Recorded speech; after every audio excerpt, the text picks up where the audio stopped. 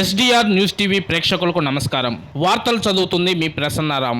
Darsi municipal పరిధిలోని 3, 4 వార్డుల్లో పర్యటించారు మున్సిపల్ చైర్మన్ నారపశెట్టి పిచ్చయ్య. ఇంటింటికి తిరిగి ప్రజలతో మాట్లాడి వారి సమస్యలు అడిగి తెలుసుకున్నారు. ఇటీవల ఏర్పాటు చేసిన మంచినీటి పైప్ లైన్లను పరిశీలించారు. అలాగే మరికొన్ని చోట్ల సీసీ రోడ్లు, సైడ్ కాలువలు ఏర్పాటు చేసే విధంగా అధికారులను ఆదేశించారు. ఈ కార్యక్రమంలో municipal AE Srinivas, work inspector దేవా, 3వ వార్డు కౌన్సిలర్ దినకర్, 4వ వార్డు నాయకులు తదితరులు పాల్గొన్నారు.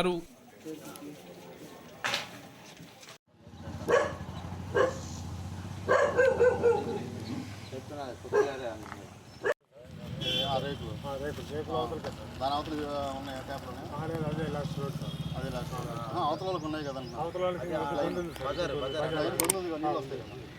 చివరి దాకా వస్తాయి.